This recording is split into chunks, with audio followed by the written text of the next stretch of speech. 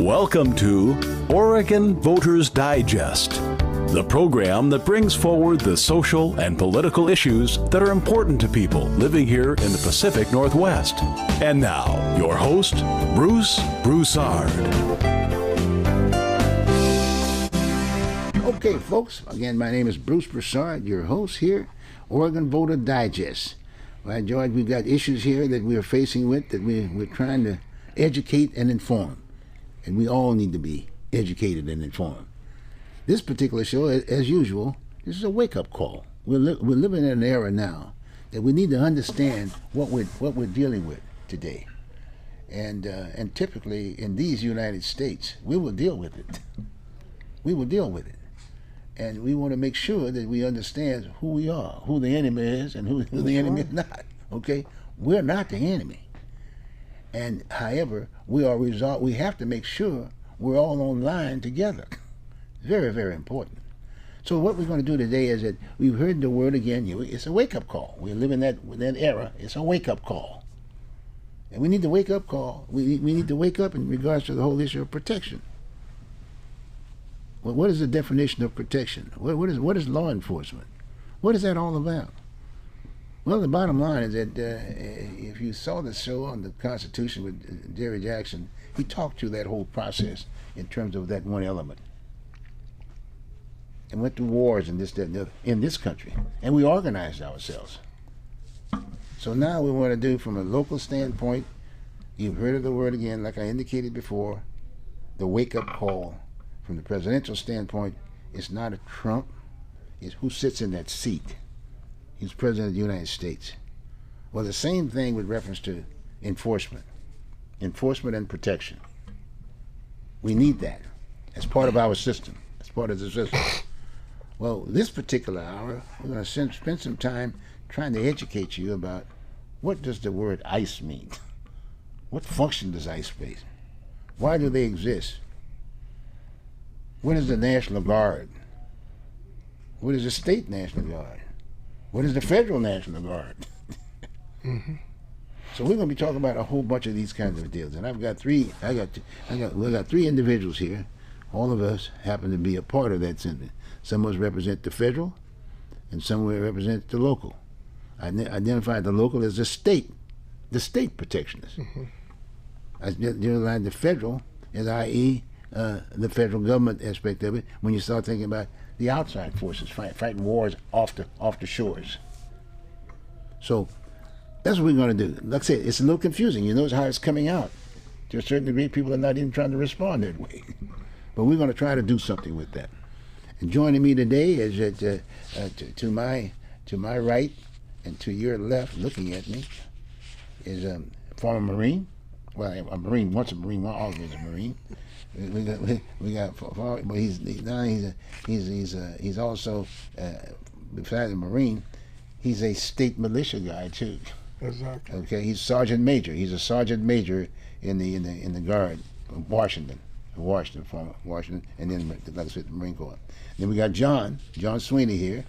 We got John who basically again was a state militia. He was a National Guard person, aspect of it. He's a captain, National Guard. So that's a citizen. I like his dress and his wear.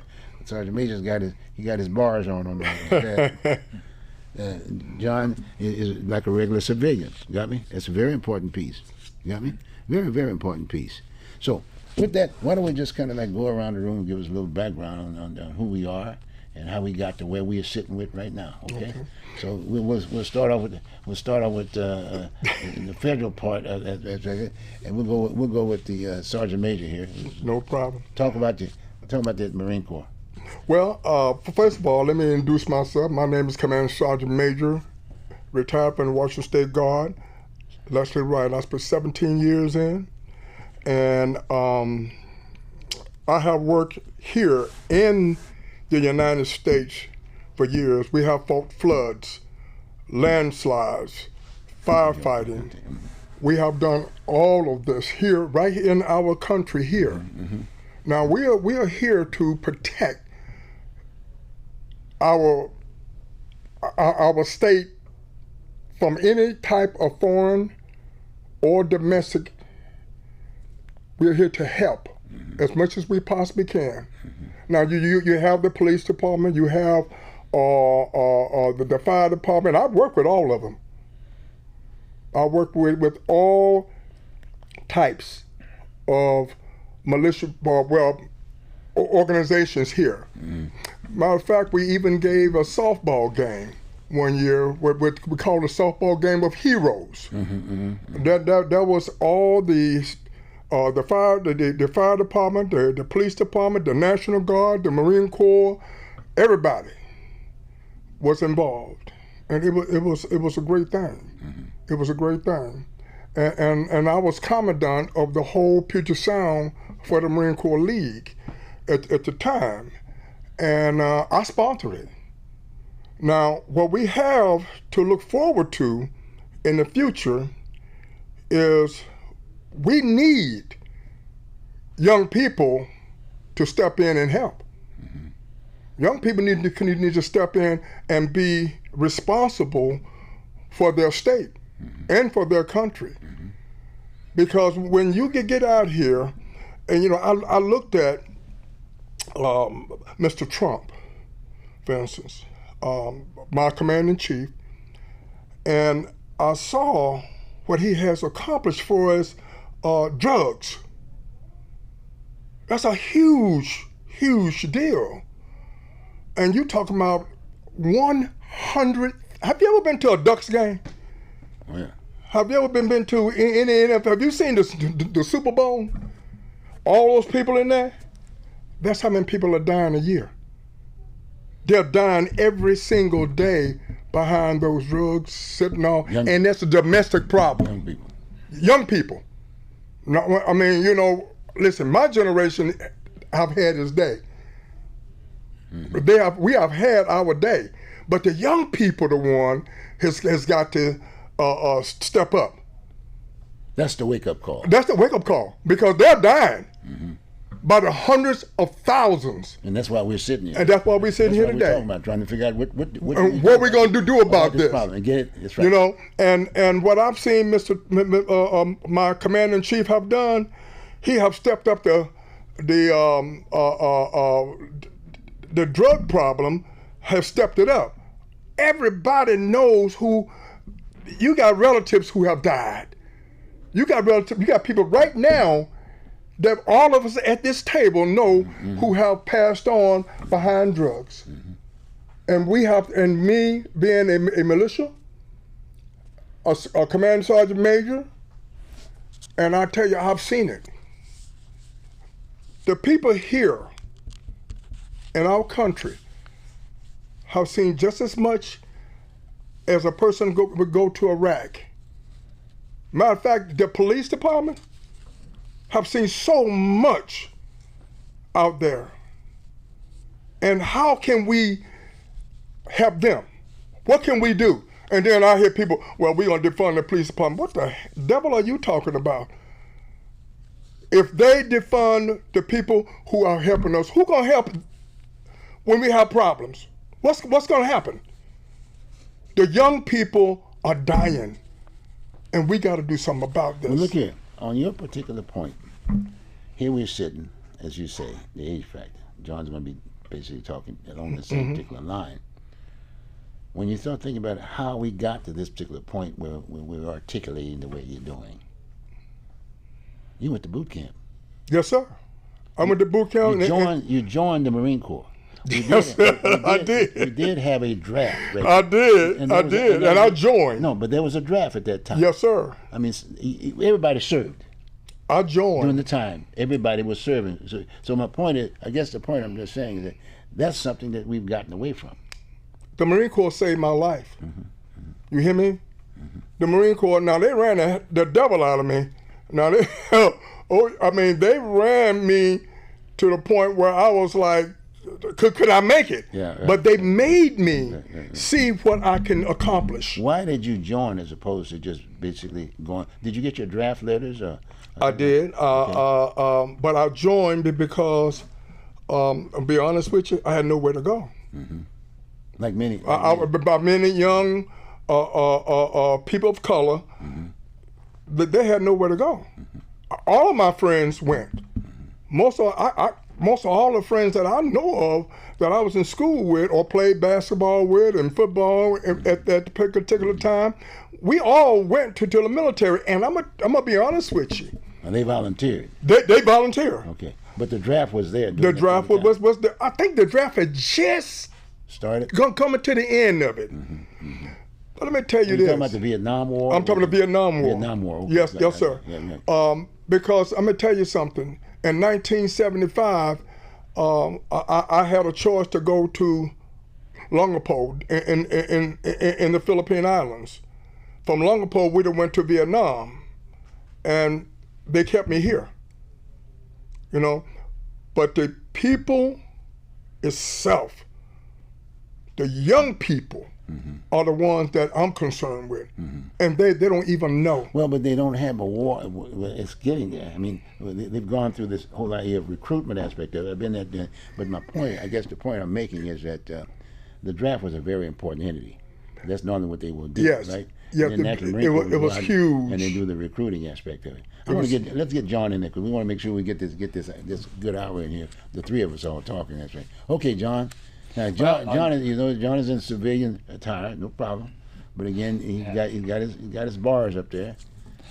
John Sweeney, a native Oregonian, and I joined the Oregon Army National Guard when I was 16, and then I moved when I was 18, and ended up in the Army Reserve and finished out my 8 years, and then I got out and missed it. Then I went back in the Guard, and so I had spent 13 and a half years enlisted and 14 and a half years commissioned, and my branch was ordnance. So when I was a lieutenant, most of my troops were mechanics, and part of the time when I was enlisted, I was a military policeman, and in 1967 and 68 was called up for the problems over in the Williams Avenue area, and also was called up for American Legion Convention in 1970. And one thing about having the Guard in is the fact that they told us is you got to be good, because if you make some mistakes, the press will really crucify you. Now, and say they have the Texas National Guard come in here, well, they'll know where they come from, so the press could go back and crucify them in their hometown. See, so it's doing the riot control stuff is part of the National Guard's DNA. And one of the things about the riot control and the formations and all that is to break up the formations, because a lot of people, when they get in the mob, they become anonymous. They forget who they are. So the whole thing is you get them in smaller groups, and all of a sudden, you know, I've got a car to wash, I got a mow to lawn, I got to take the kids somewhere, and they regain who they are. And when in 1967, they hadn't done it before, and I had my .45 and live ammo, and my partner had an M1 rifle with live ammo, and we had an M60 machine gun on the floor, and I was not looking forward to going in and shooting up these houses, see, because, well, I had coworkers with the Park Bureau who lived over there, and the fact that after World War II, I lived in Giles Lake, I went to Giles Lake School, where the student body was half white and half black, so you know, I knew a lot of those people. And then in '68, they happened again, but then they had instead of having M1 rifles with 12-inch bayonets, they had riot batons, which is a lot safer for everybody. And the experience and the training, you know, there's striking instruments. You know, you have the sap gloves, and you have the blackjacks and the billet clubs. Well, you have to get close to people and you mark them up. Whereas the nightstick or riot baton, somebody's out of line, you can take the fight out of them, and the next day nobody knows, because they have a sore spot, but the deal is they're not all marked up.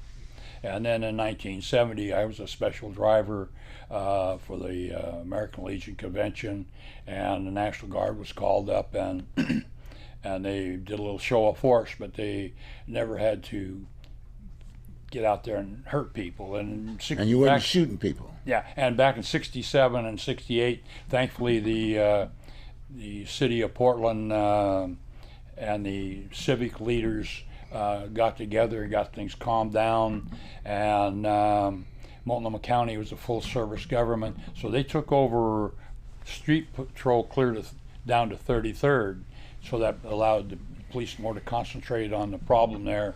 And like I say, as the city council and the civic leaders of the black community able to partially solve things. They never completely solved it, but the thing is, we got things calmed down and worked. And in fact, I was talking with some of my co-workers that lived over there, and Larry Wright says he sat in his house with the lights off with a double-barrel shotgun on his lap, just waiting in case somebody come to the door. And he says he had 3-4 days where he was up, and he was a veteran of World War II, and he was a tanker in World War II, so he was set to do the duty to defend his property if it.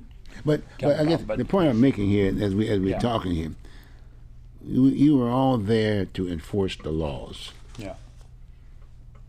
Yeah. Enforce the laws, not shoot first. Think later.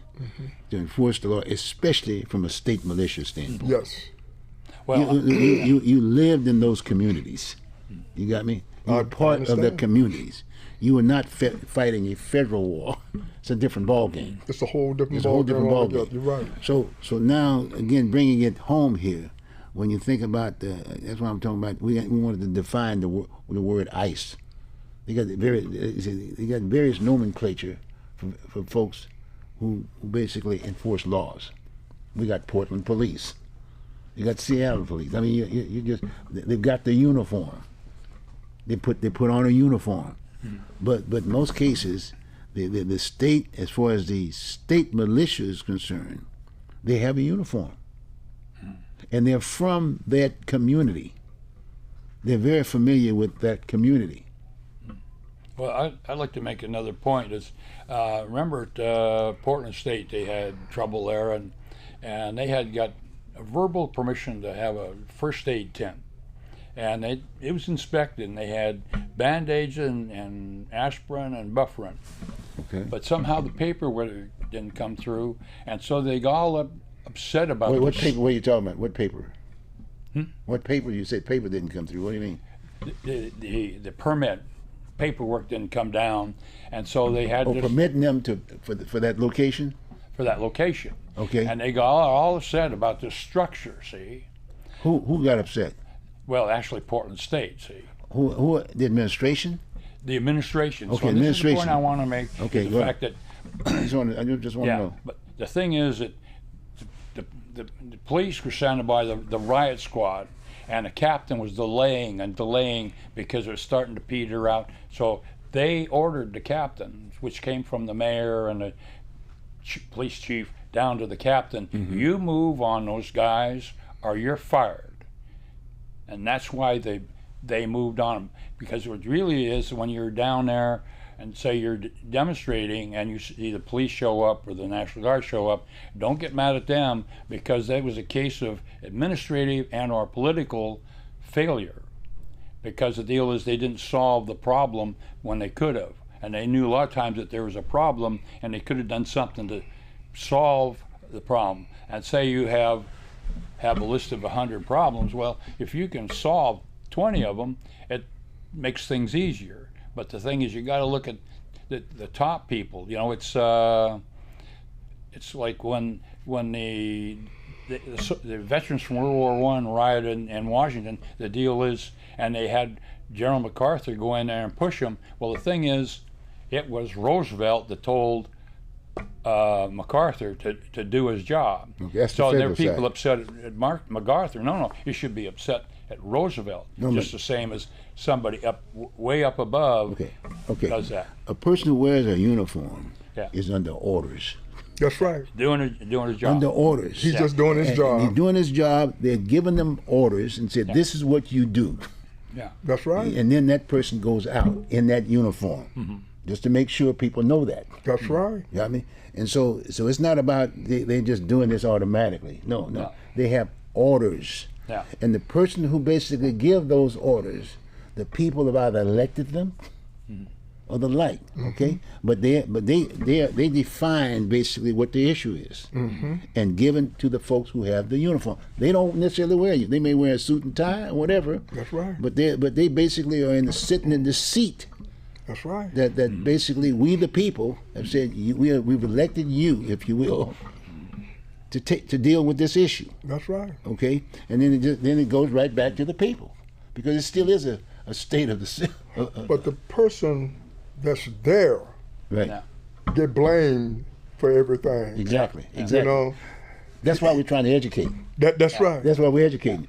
So don't blame the uniform. Because they got the orders. This is what you do. That's their job. And in this particular case, and let's get right down to the meat of the matter about this ICE situation. Okay. They've got orders. They got orders. That's They got right. orders from the so-called federal government. It's kind of like the major administrator in this aspect of it. But we have local entities that are part and parcel. The state militias. I mean, the state, You're like right. the city. You're It's right. not. It's not something where the president's doing his whatever he wants to do. No. He still has to communicate, which is a neat situation within our system, because the state militias are community folks. The people who are wearing those uniforms are right from those various communities.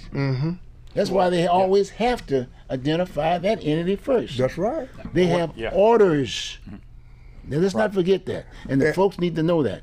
And when you have orders, without a doubt, That's right. you follow those orders That's through. right. That's right. It's no ifs and buts about it. I had a mother came to me years ago, and she was worried about her son.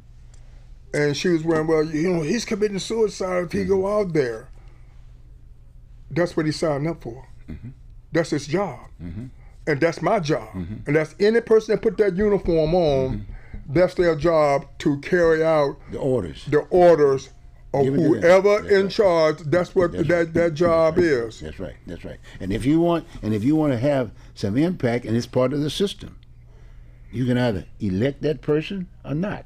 That's right. You can either run for office or not. That's right. Well, So let's make sure we get it clear in terms of that chain of command. And in fact, when you give the orders to the entity that's going to enforce those laws, there's a chain of command that the individual who's there in those ranks, they know exactly specifically what role they play. That's right. And as far as what the orders are concerned, if they deviate, there's that chain. There'll be a sergeant. There might be a sergeant there, or a corporal there, or a captain there. It goes right down to the chain of command. So they're just not arbitrarily just doing their own thing. Fair? You're right, but this is my opinion about the young people today. We're losing them. Right. We are absolutely losing our young people because, and I'm worried because if we have a war, if anybody sets boots here on the U.S. soil, we got a problem. The young people today have to understand what they got now is a blessing. It's truly a blessing. But if they don't step up, and I tell you, it's going to be a rude awakening. Who's responsible for getting them to understand that they should be stepping up? The system is sitting there. The system is me. Yeah, right. It's That's right. you. That's right. It's this young man right next to me here, and it's the local government, That's right. the federal government. That's right. That's right. We have to educate our young people today, because you never know what might happen out here. You never know, and you got to be ready. You got to be ready to go. Now you got some young people out here that's strong. A lot of these young people that want to go in cannot because there's something wrong. But they can join the state militia. State militia would take young people who they got asthma or whatever, because they don't do what the Marine Corps did. But they don't do that. But these are smart young people. Absolutely.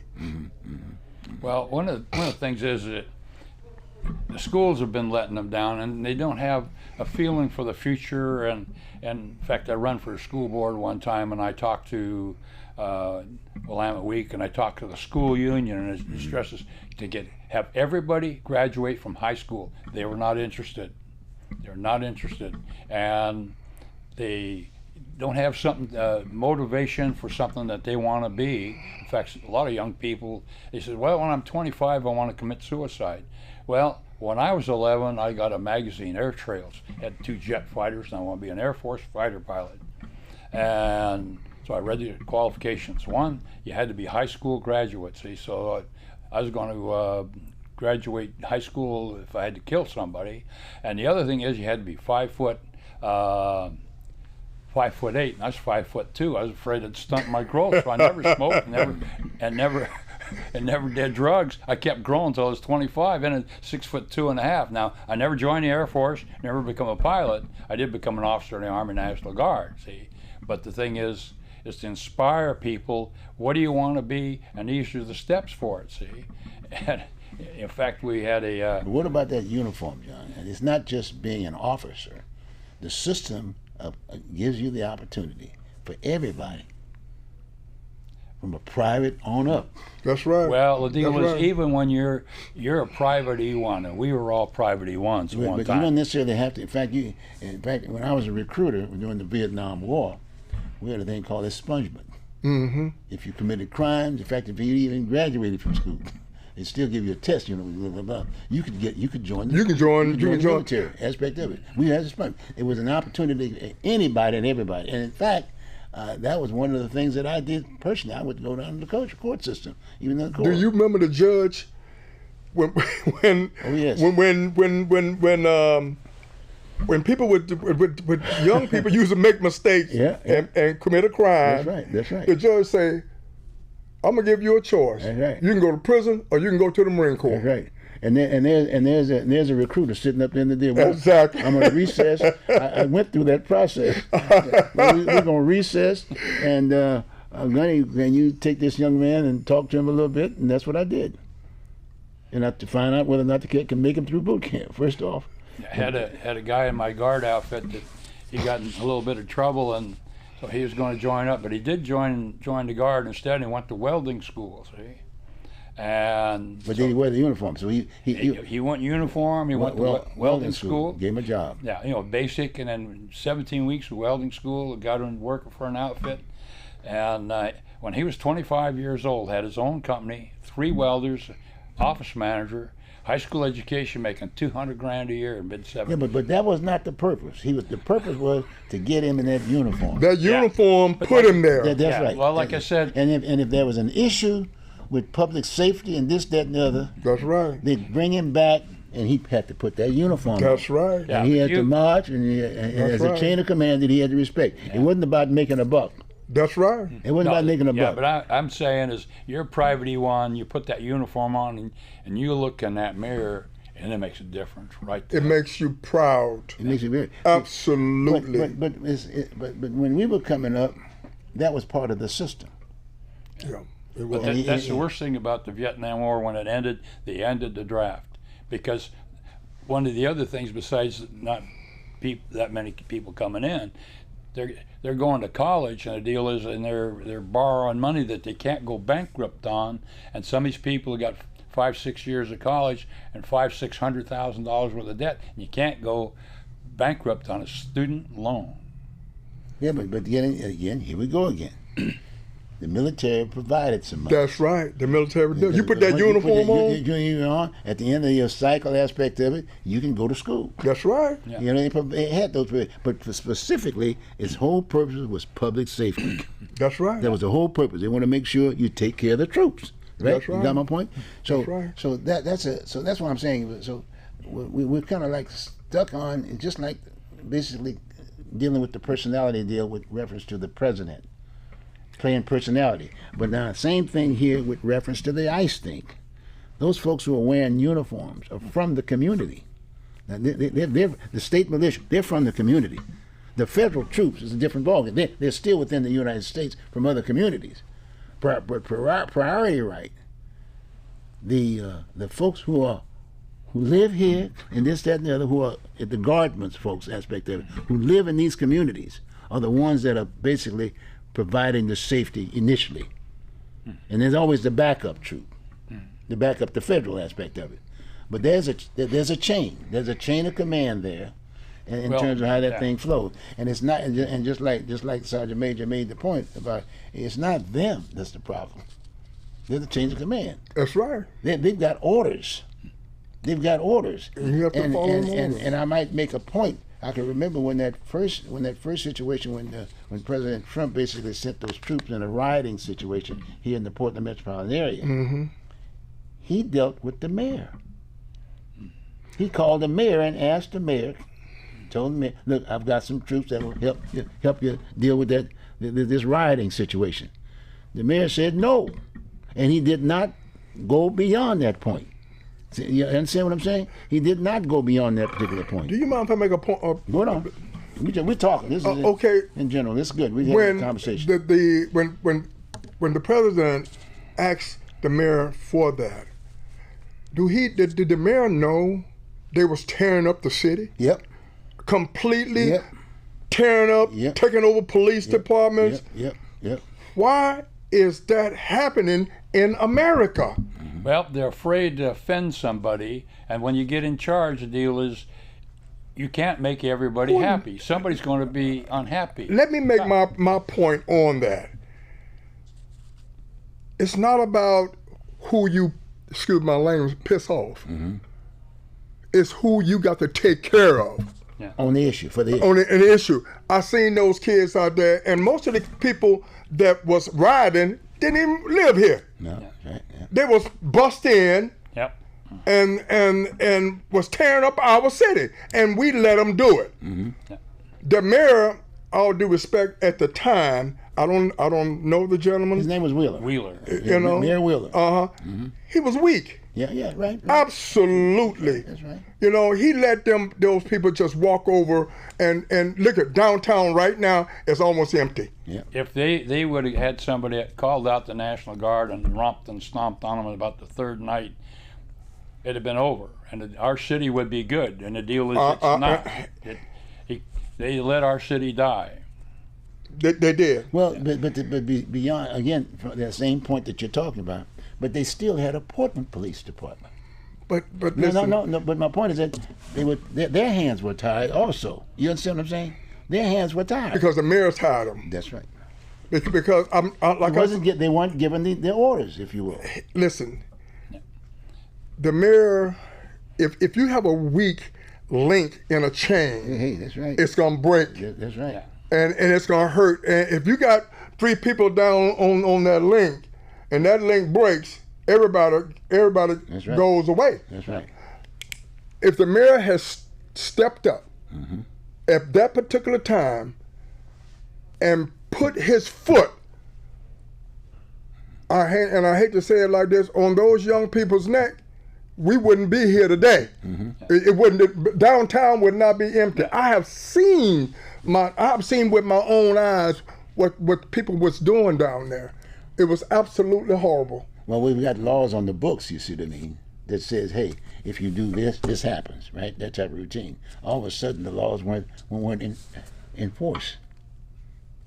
They weren't enforced. And they're supposed to be enforced, if you will, by i.e. our entity called police department, right? You got me? And people knew that. Now, people, let's say, at our age factor, we understood that. We understand because we know We know what's up. And we went through the process. But like ICE, they attacked the ICE building downtown. Yep. What was done? I mean, why they let them do that? Because all ICE is doing is protecting them. Yeah, they are dying and they don't even know it. Yeah. Absolutely. Well, as you say, with reference to the chain of command aspect of it and where we are, the system aspect of it, the system was working before all this stuff happened. Now, another thing about the IC, They come from somewhere else. And one thing about the Wait, international, wait. Somewhere else. What do you mean somewhere else? the ICE people were brought in from somewhere else. No. These are local people. These are local because that's These are what the local National people. Guard. That's That's why right. they had the National Guard in there, and that was just a backup. That was the backup. No, These are all local people. The command was given by local. That's right. Now, if some of those folks, from a national standpoint, that for the backup, yes, they were from the United States still. If They wasn't from another foreign country. that's right. They're from the USA. USA. And in all due respect, just like you were saying initially, it's our responsibility, the age group. That's right. We know better. That's right. And we've got to step up to the plate, if you will. That's right. If we need a draft system aspect of it, you do it, and then you put that expungement piece in there. You just don't just throw them. No. You give them that option. When You give them that option. When he's sitting up there in the front of that judge, hey, look, you broke the law, you did this, but hey, but there's a recruiter that's sitting up there waiting, and say, when can we go? Every last one of them, those young people, They're young folks. who assaulted those officers should be locked up. Yeah. And I'm not trying to say I'm not trying to be radical here. I'm not, but that's the law. Yeah, right. You think if I go down there and slap a ICE officer, what he gonna do to me? Oh, hey. He's going to ruin your house. But under today's criteria, Without a it won't. doubt. But under today's criteria, it won't. You'd be more than right than the ICE person. Trust me, because when they had the rioting situation in the Portland area, there were photos on the tube that shows where there's one Navy person, Navy person was getting beat up on the side. He was just standing there looking, trying to see what can he do to help. See, so my point is that, and hopefully the viewing audience understands. Now you notice the conversation we're having here right now. Mm-hmm. If you were to call your neighbors, we'd be doing the same thing. That's right. But it all comes back down to what are we going to do about the situation. We don't want to just throw these young people away, as you say, and just lock them up forever. No, they got options.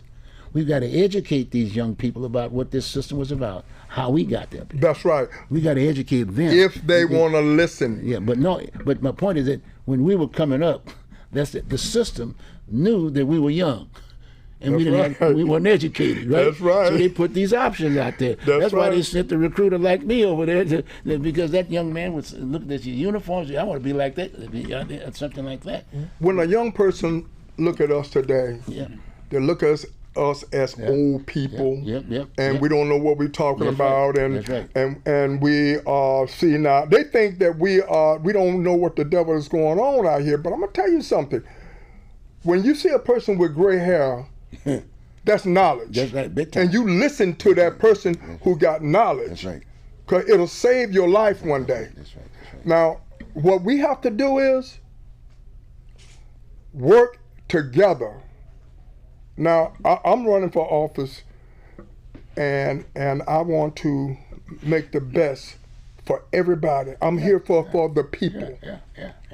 And I want to do everything I can to help the people. And the young people. And mostly the young people. Especially the young people. Not just people. Listen, we have had our day. Yep, that's right. Yep.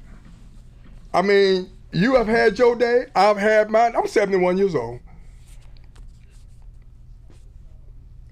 We can help a lot of young people out today. Yeah. That's when I'm running, because the people that is running, some of them are young, some of them are in their early 30s, late 30s. I'm in my 70s. But when I get out there, I'm gonna make sure we help every senior citizen, every young person. And when I do run, I'm gonna have an open door policy. Anybody can call and make an appointment and come in and sit down and talk to me. This is for the people themselves. And you have to look at it like that. I have seen, listen, I worked with the homeless people for 25 years down in Seattle. The Millionaires Club, Casa Latina. I know I had some of my best friends was homeless people. And what I found out is most of them don't want to be helped. You only got about 2 to 5% out there who really want to get off the street. They like doing what they're doing. They got power. But they weren't given the option. Yes, sir. We had an education system. But these people are smart. No, understand what I'm saying? I'm saying fine. Yes, sir. Yeah, they are. Because in all due respect, you know, you can get educated through the tube. That's right. In many ways to do. But I mean, the tube is always saying you're not poor. These people are smart. Yeah, they're smart. Those homeless people out there are very educated. They are smart. They know what they're talking about. But we have to step beyond that. We don't want our children to go to a park. All the old folks. Or the old people to go to a park and step in human feces. That's right. You know, that's not right. So, but according to this chain of command, just like we talked about before, somebody's missing it. That's right. Who gives the order initially? Well, the mayor is the key. Yeah, key. Well, you got a governor too. But see, you start with the mayor. Yeah, that's right. And if the mayor do his job, the governor's gonna say, "Oh, okay, let's do it a little further." See, but we have to work as a unit. It's no such thing as just putting this to the side anymore. That's right. It's getting horrible out here. Young people today, Lord knows, I look at them and I have to shake my. Now they out there fighting ICE, and ICE is trying to protect their lives. Yeah. They're dying. I mean, dying by the hundreds of thousands, and they don't even know. They don't even see it. They go out there and party, pop a pill, the drugs, dead. Yeah. You know, and that's the way it's happening now. Yeah, but you got to remember, this mayor has no veto power. When the council goes wild, now, which you one can't do anything about it. you're talking about the mayor of Portland? Yeah. Yeah, we just went through a process where we've changed the whole network in regards to the city council and the mayor. We got 12 commissioners. In essence, we got 12 mayors. Okay, well, I know most of the commissioners out there. Here locally? Locally, yes, okay. I do. Okay. And I go to I'm not a Republican and I'm not a Democrat. I am a libertarian, and to me, let me tell you something. What I am is a man that want to see his country survive. That's what I am. Now, I don't give a dog about no Republican Party.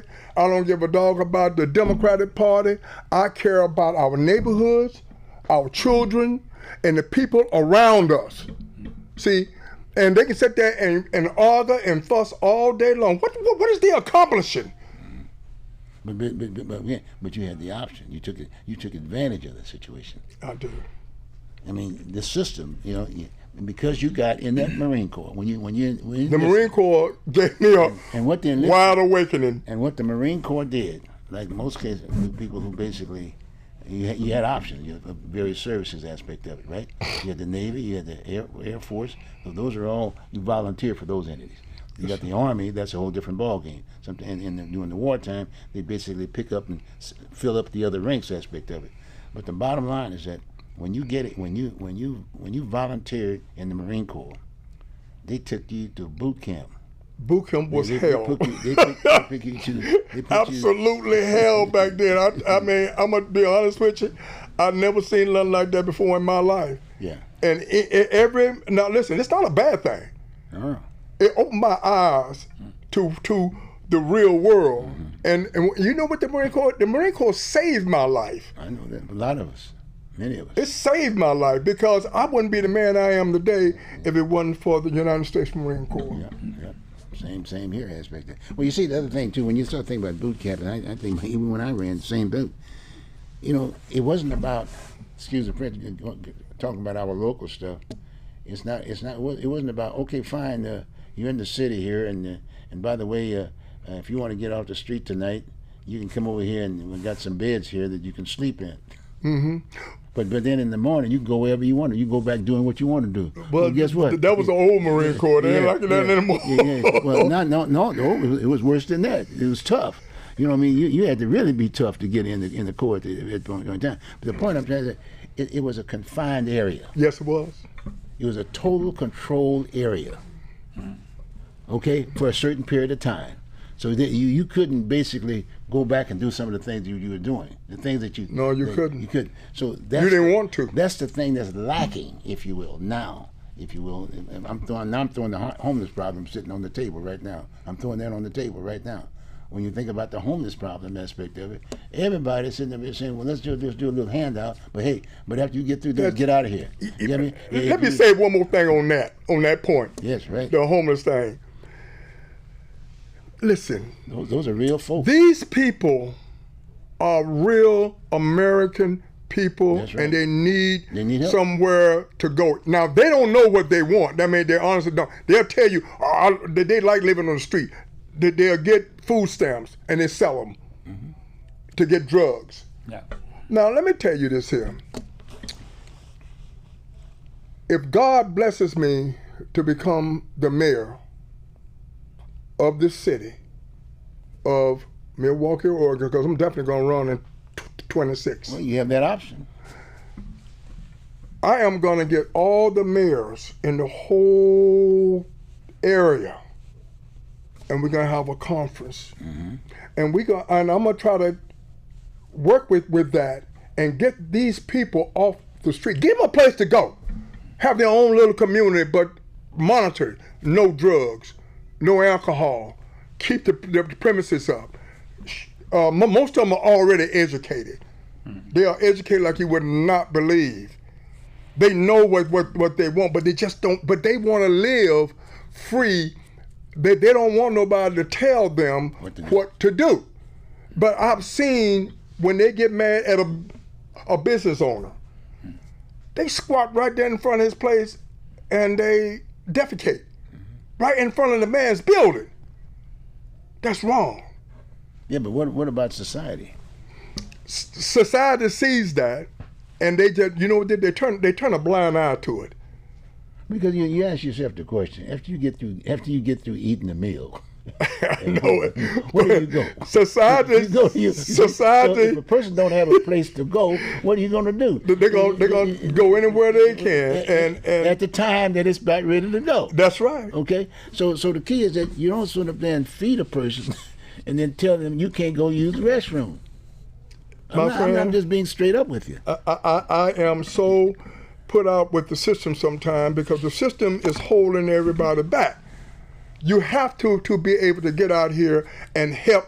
Now listen, now, one thing about this, you help people who want to help themselves.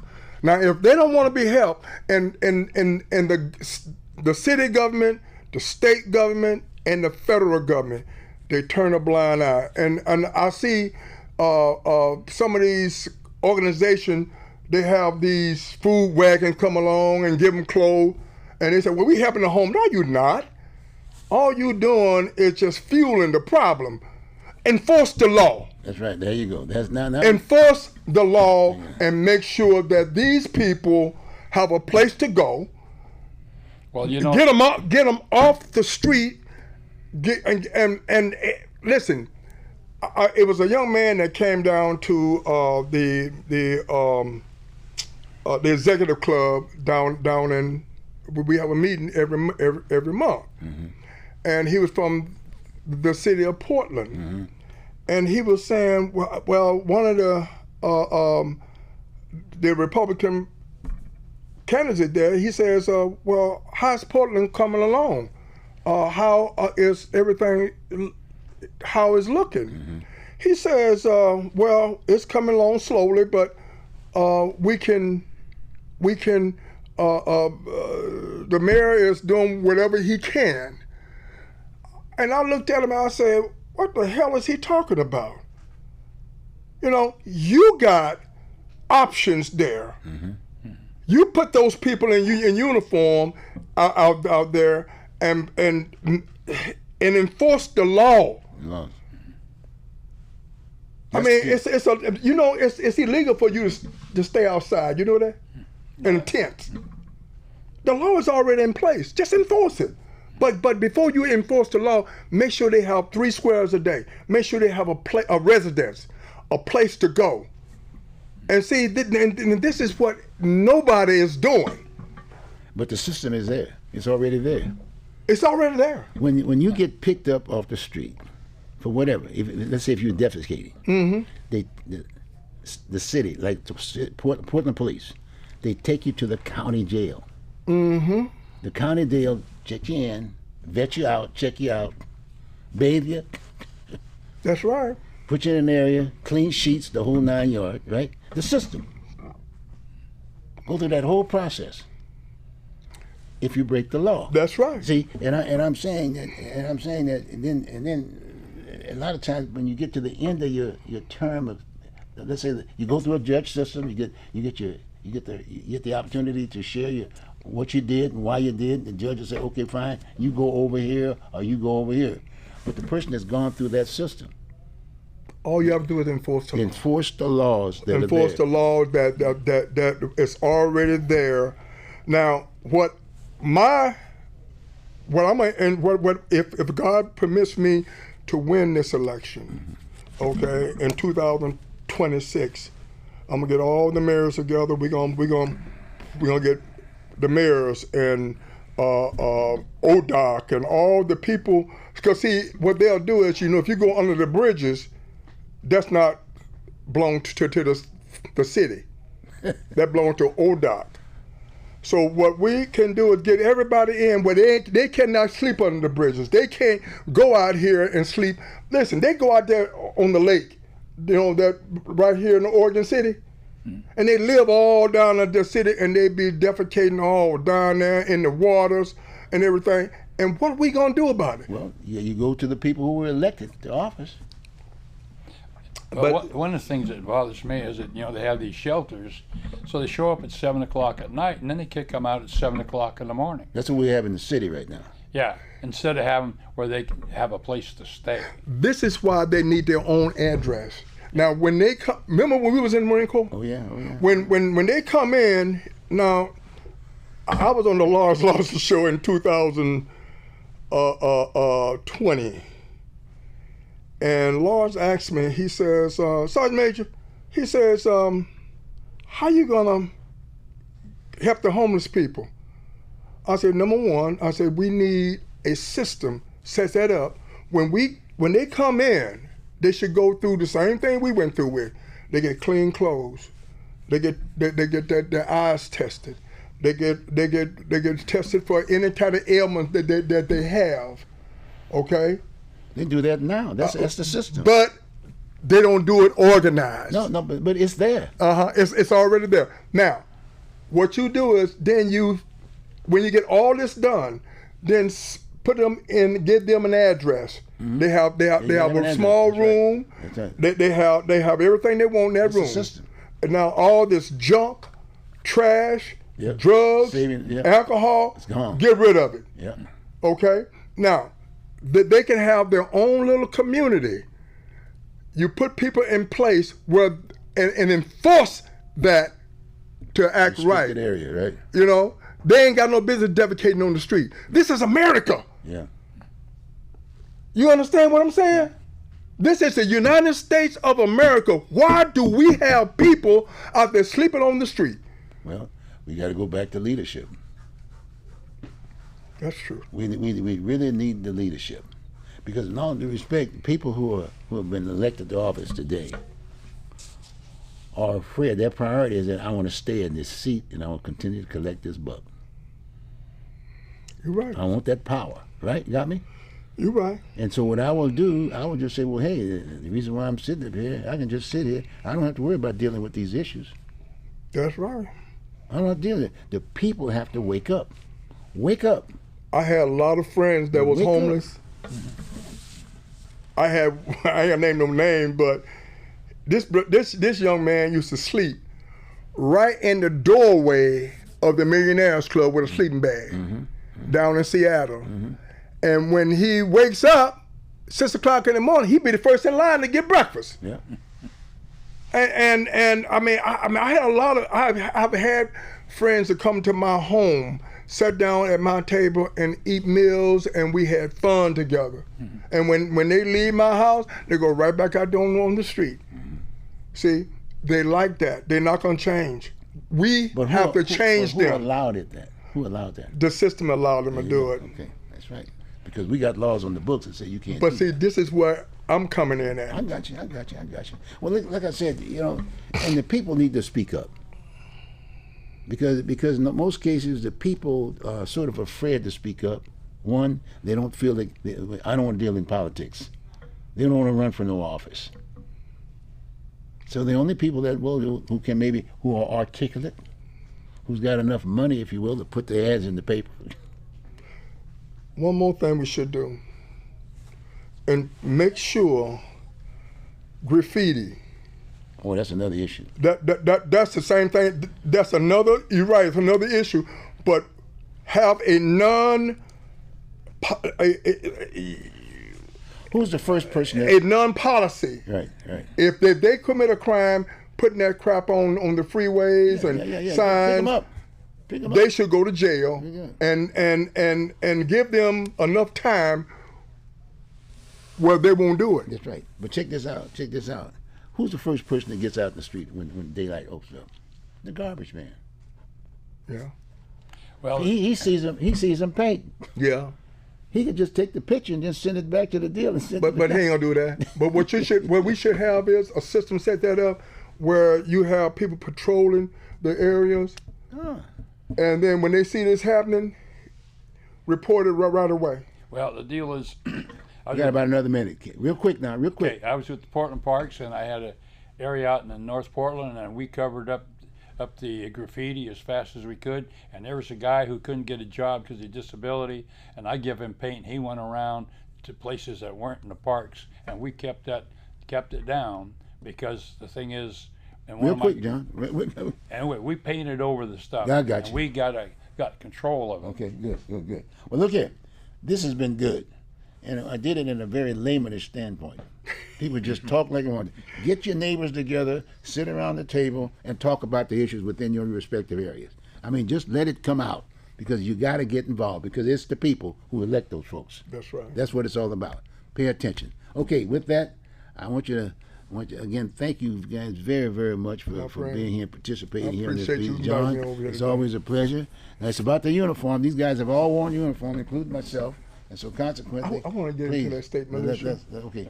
So anyway, we're at the end of the show now at this point in time. But thank you guys. I appreciate you. I got to bring you guys back up, and hey, I really would encourage you to do run for office. I think it's a good idea.